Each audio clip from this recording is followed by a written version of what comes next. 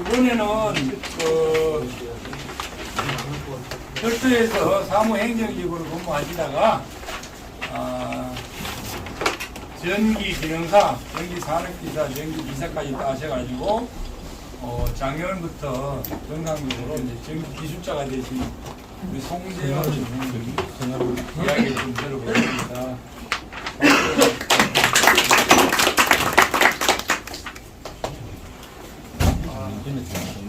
먼저 점심시간이 지났으니까 고소한 원두콩을 볶아 만든 커피 한 잔을 여러분들께 올리겠습니다. 감사합니다. 안녕하십니까. 인사드리겠습니다. 송재호입니다.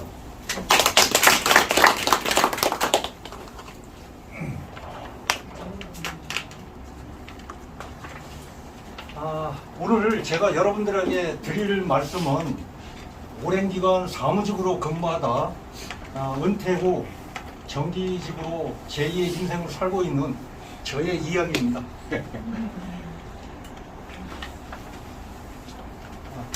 저는 현재 자라멘수 엔지니어링 소속으로 강원도 영동선 태백선에서 철도 건널목 안전설비 개량공사 거기에 감리 업무를 담당하고 있습니다. 저거는 이제 영동선 도계역하고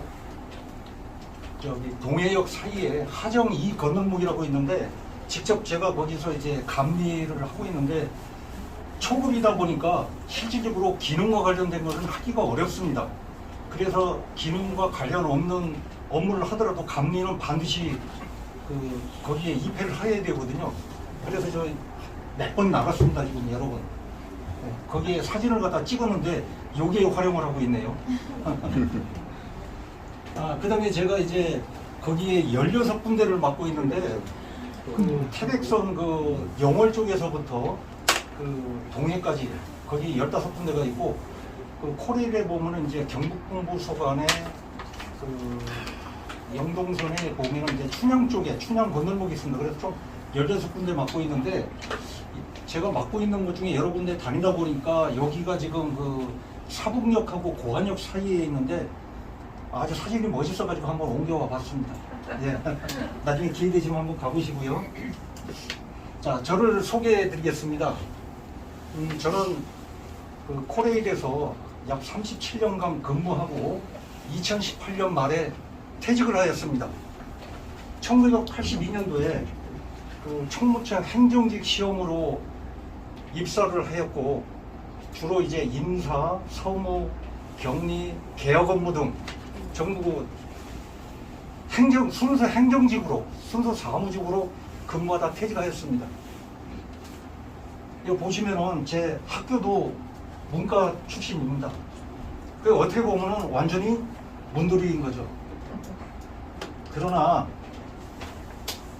지금은 전기산업기사 및 전기기사 자격증을 갖고 있는 어엿한 전기인입니다.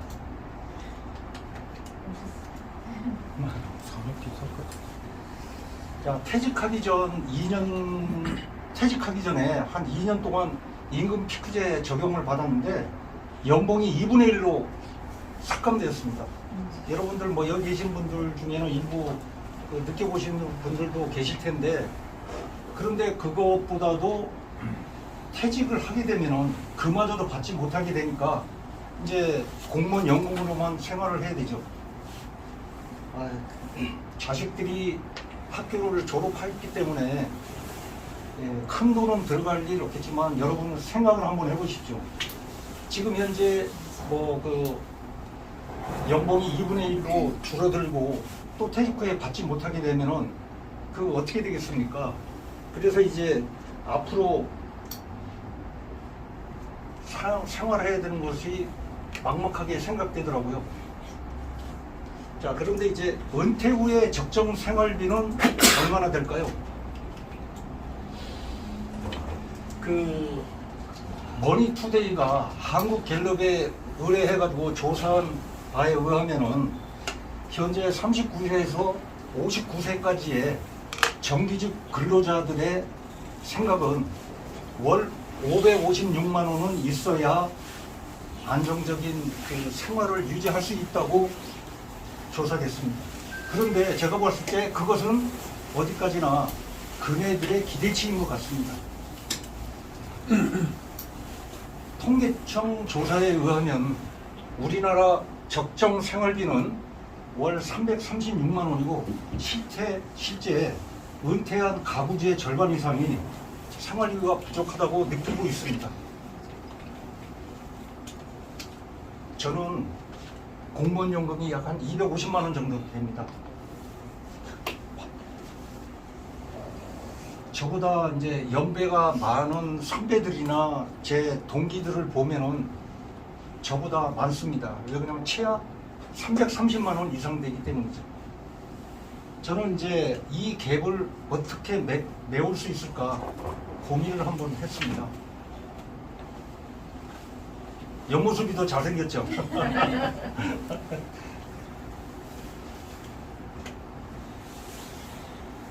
이제 저와 같이 근무했던 그 선배들이나 직원들을 보게 되면은 그 토목, 전기, 기계 등 기술직 출신들은 퇴직 이후에도 왕성한 활동을 하고 있습니다.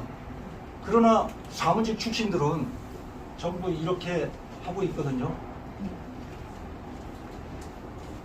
근데 그것은 이 일은 비단 우리 코레일뿐만이 아닙니다. 우리나라 대부분의 직장인들이 다 해당된다고 생각합니다. 오래전에 강창희 노후 설계 전문가의 100세 시대를 준비하고 계신가요? 라는 주제의 글을 읽은 적이 있습니다. 퇴직 이후에 소득이 없으면 모아놓은 돈을 까맣게 됩니다.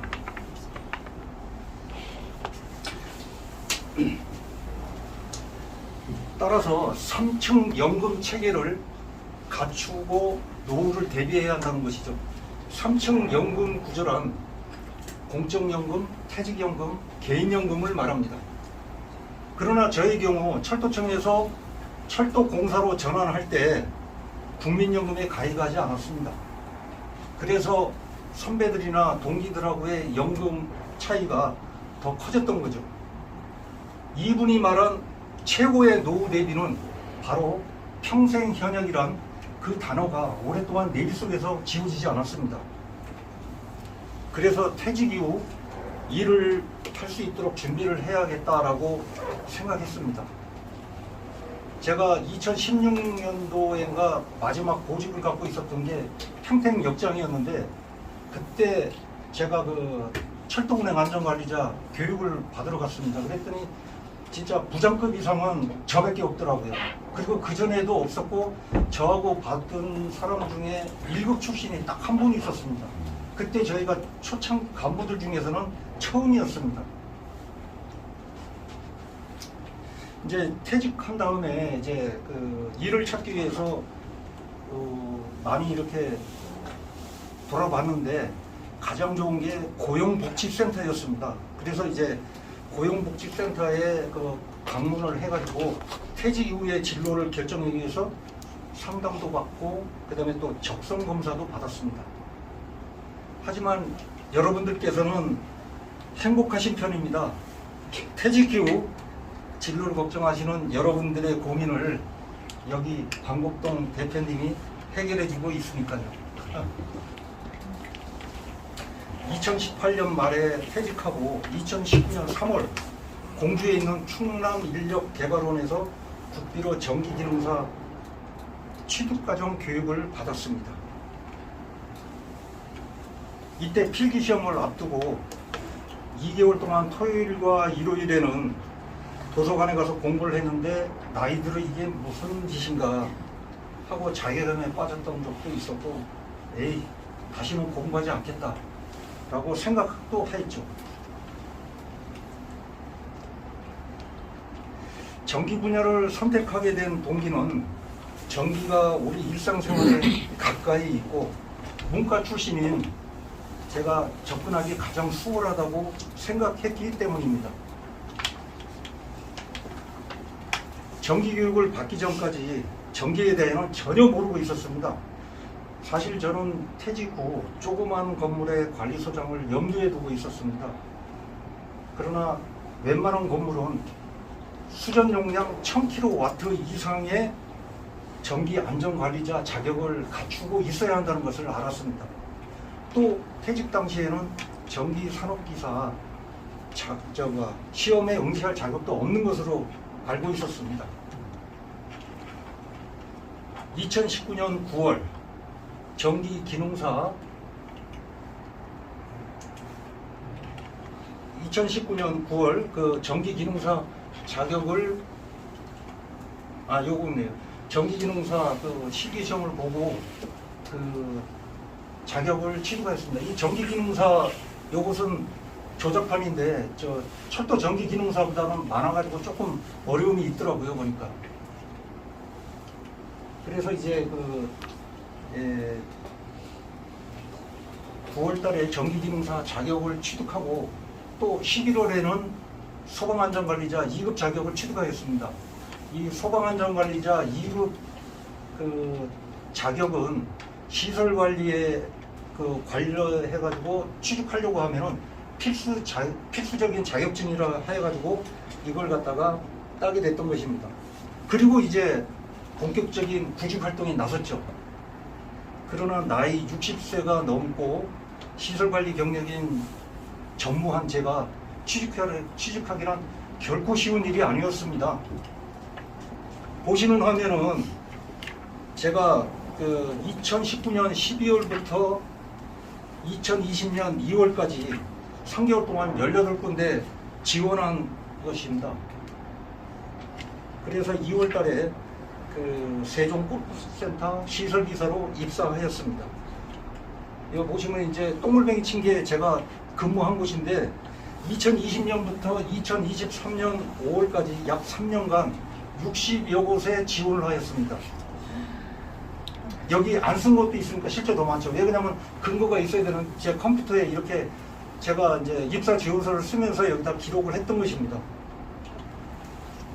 약 3년간 5군데 근무하면서 느낀 점은 근무하기 좋은 직장은 이직률이 낮고 근무 여건이 열악한 곳은 구인난에 자주 올라온다는 것입니다. 제가 보니까 여기 중복되는 게 있더라고요. 뭔지도 몰랐는데 나중에 보니까 또 올라왔어요. 그러면 거기가 근무하기가 열악한 곳이었다는 것이죠. 예를 들면 제가 이제 처음 간 세종골프센터 여기에 근무하면서 골프공에 손등을 맞아서 병원에 가서 치료받은 적도 있고 이 독사에게 물려서 어이구야. 거기가 뱀이 많더라고요. 이거는 또 제가 한번 잡은 건데 그죠? 이렇게 독사에게 물려 응급실에 가서 저기까지. 이 자료들이 있더라고요. 그래서 이거 했는데 예, 손등에 맞아가지고 있는데 그 사이에서 또 뱀에 물려가지고 저는 웃고 있죠. 아니 뭐 조그마한 거에 물렸는데 주위 사람들은 그게 가시 살모사였답니다. 그래가지고 위험하다고 그런데 저는 몰라가지고 그냥 이렇게 했었는데 밤 9시에 근무하다가 물려가지고 충남대 그 세종병원 거기에 이제 응급실에서 지금 이제 해독제 맞고 있는 겁니다. 한쪽에는 꼭 손등에 이렇게 공 맞아가지고 기부 싸고 있었고, 네 이런 적도 있었습니다. 이거는 이제 제가 그만큼 이렇게 근무하기가 어려운 곳이 있다 하는 걸 갖다 했죠. 2021년 3월부터 이제 유치원에서 시설기사로 근무했는데 이곳에서는 이제 또 계속 근무를 하고 싶어도 계약 기간이 정해져 있어가지고 11개월밖에 근무를 하지 못하고 그만둔 적도 있었습니다. 예. 이때 이제 실업급여를 받으면서 이제 철도 신호기술협회 가서 이제 3주간 교육을 받고 신호 초급 자격을 취득하였습니다. 이 당시 교육을 받는데 교육비가 79만 원, 그 다음에 세종시에서 저 광명까지 KTX 왕복 교통비 및 식비 등을 합치니까 약 한 200만 원 정도 소요됐습니다. 이때는 이제 제 자비로 왔다 한 거죠. 그리고 이제 교육이 끝나고 나서는 이제 다시 또 다른 데 들어갔는데 아파트 시설 기사로 10개월 근무하였고, 또 조치원 쪽에 보면 육군 방공학교라고 있는데 거기 이제 관리소장으로 5개월 정도 근무를 하였습니다. 그런데 그 9월 달에 이제 퇴직을 하였는데 육체적인 것보다는 정신적으로 너무나 스트레스를 많이 받았습니다. 그렇게 이제 9월 말에 퇴사를 하고 공부를 시작했습니다.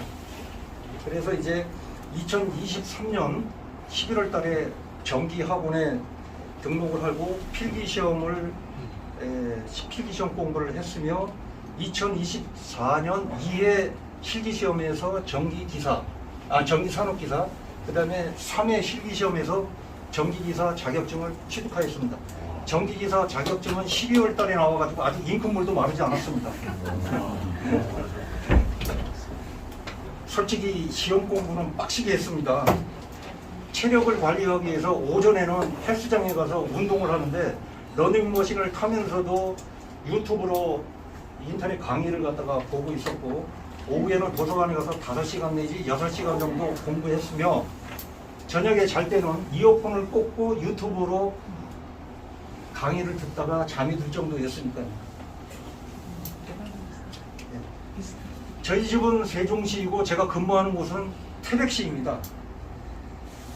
태백에서 약 한 3개월 정도 근무하고 있는데 거기서 느낀 점이 도로에 빈 택시가 질비합니다.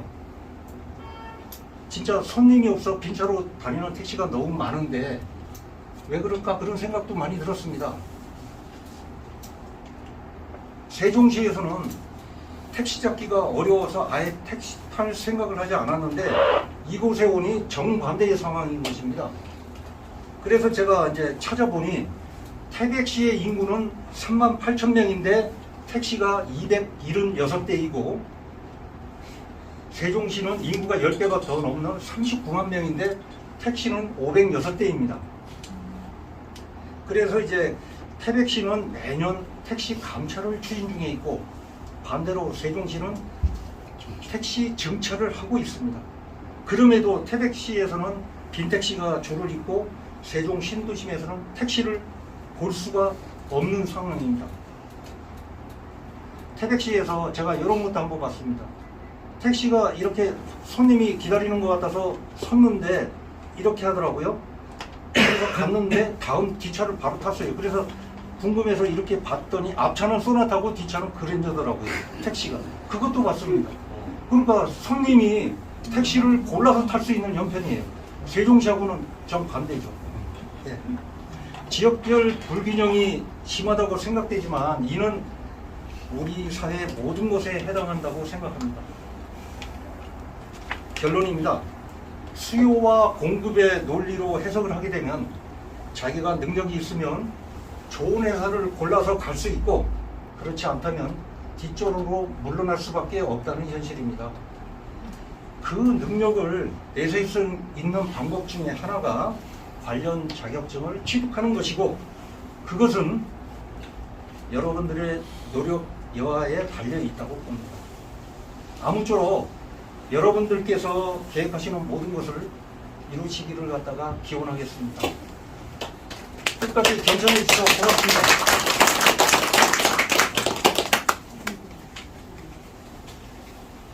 다시 한번 박수. 질문 없으시죠? 고생했습니다. 대단하시네요.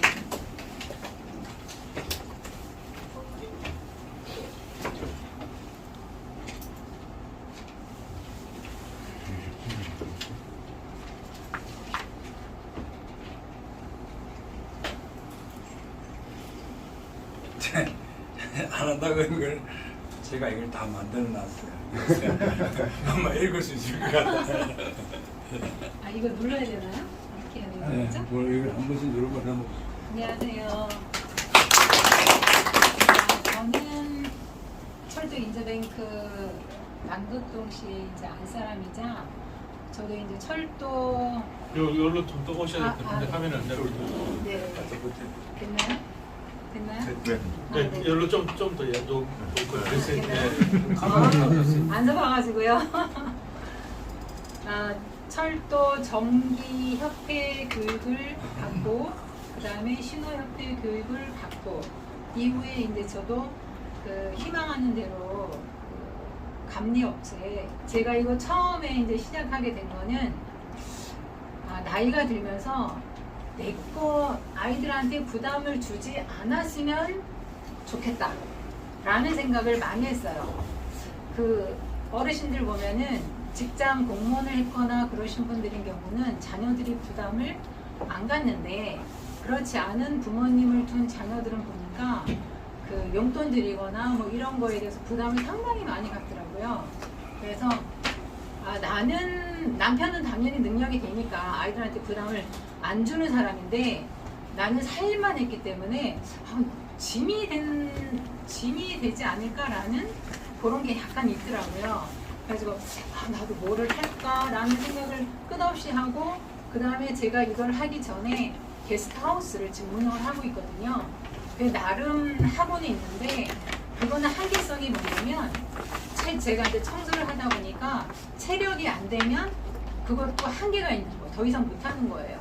그래가지고 뭐를 할까 했는데 신랑이 이제 학교를 가라. 그래가지고 그거 해가지고 내가 취업이 돼? 아무것도 모르는 비전공자인 내가 할 수 있어?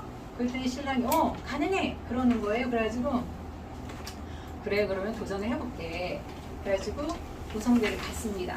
고성대에서 2년을 다니면서 처음에는 내가 이 나이에 60 나이에 이 캠퍼스를 내가 가방을 메고 간다는 게 너무 벅찬 거예요. 그러면서 이제 거기서 이제 아시는 분들도 만나고 교육도 이제 공부도 하면서 그러면 나도 열심히 해가지고 한번 그런 길로 가볼까? 라는 생각을 했어요. 그래서 2년 즐겁게 다녔어요. 그리고 거기 이제 학교를 가니까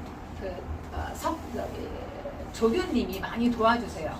그리고 교수님들도 많이 도와주셔가지고 뭐 시험도 치르고 하면서 문제 없이 졸업을 했고 그 다음에 그 다음 단계가 이제 제가 그 조건을 맞춰야 되잖아요. 내가 어디 감리라든가 어디에 나를 사용하게 만들려고 그러면 그 자격을 만들어야 되잖아요. 그래서 저는 진짜 시험 운도 없고 공부하는 거 너무 싫어요. 그래가지고 뭐가 있을까 했더니 이제 하는 얘기가 그런 신호협회 가가지고 교육을 받고 그 다음에 전기협회 가가지고 교육을 받아. 그 3주짜리이더라고요. 그 신호협회는 갔는데 너무 재밌는 거예요. 학교에서 들었던 내용이 거기서 이제 강사님들이 말씀을 하시는데 나 들었던 거야. 저 놀러만 다닌 줄 알았거든 학교 다닐 때.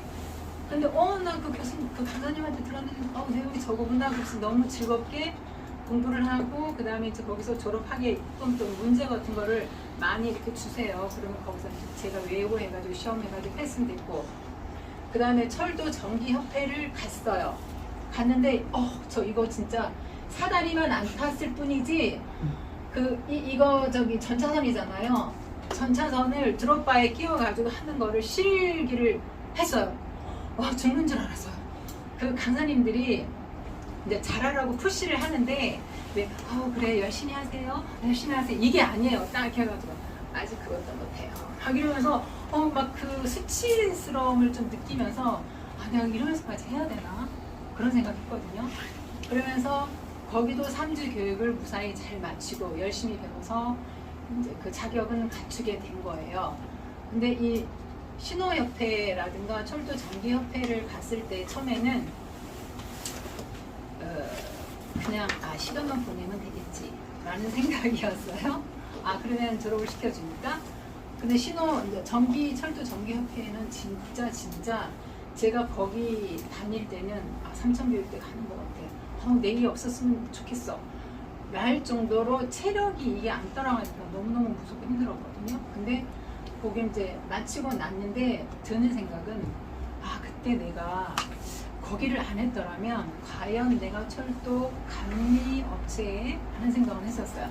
근데 이거 하면서 그래도 내가 요만큼은 그래도 근접했으니까 그 약간 덜미한 감정이 느껴지더라고요.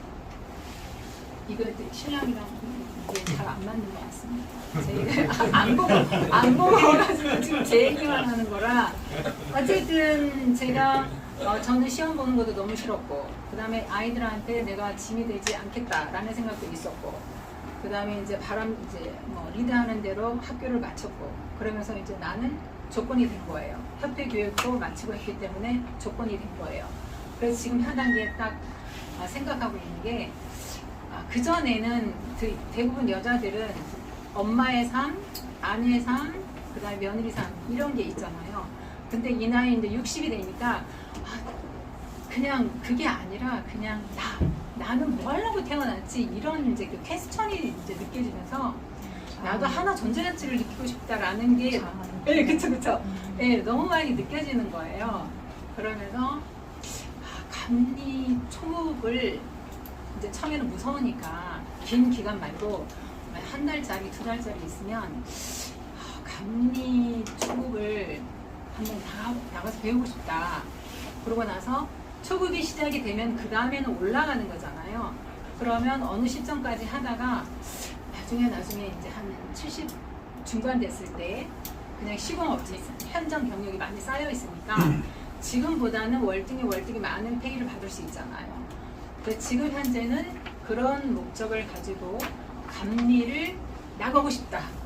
네, 이제는 60이 넘으면 여성은 없어요. 그냥 인간이에요.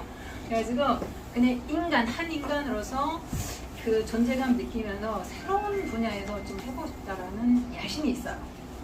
그 여기 계시는 분들은 다 지금 저랑 똑같은 초급 과정을 이제 하시는 분들이기 때문에 그 이분이 리드하는 대로 학교를 가세요 하면 이제 학교를 가시고 뭐 진짜 저번처럼 죽을 똥 살 똥으로 공부할 수 있는 분인 경우는 뭐 학교 안 가고 비용도 저렴한 자격 공부하시면 되는 거고 어쨌든 새롭게 시작하시는 분들한테 제가 뭐 앞에 나와가지고 말을 많이 안 해봤기 때문에 저기 선생님처럼 이렇게 차근차근 말씀을 못 드리지만 어쨌든 전혀 전공하지 않은 여자가 이거를 취득해가지고 감리 업체에 내가 등록이 되고 그 다음에 앞으로 이런 거를 할 수 있다라는 샘플을 보여주기 위해서 나왔습니다. 어쨌든 초급 다 같이 시작하시는 분들 하고자 하는 방향으로 가시기 바라시고 그러니까 아이들한테 자랑스럽고 떳떳한 부모님들이 되시면 좋겠습니다. 다음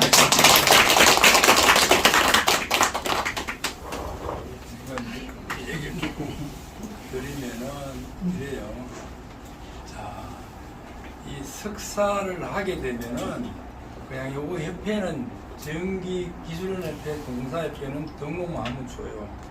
이렇게 수첩이 나와요. 이렇게 등록만 하면은. 근데 사람들이 전기 석사를 하고도 이걸 안 하고 그냥 나는 아무것도 못 하고 있어. 모르니까.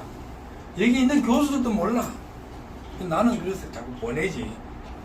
요걸 졸업을 하면은 협회에다 등록만 하면 이렇게 나와요. 그 다음에 철도는 못한다 그랬거든요. 요거는 3주짜리 교육을 받아야 돼. 그러면 3주 받아면 요건 전기철도건대 신호고 따로 있는데 요렇게 또 협회 수첩이 또 나와요. 그래서 요거하고 그 앞에 있는 거 요거하고 두 개가 있어야 써먹어요. 한 개만 해서 안 되는 거야. 아까 우리 이영국 씨 갔네?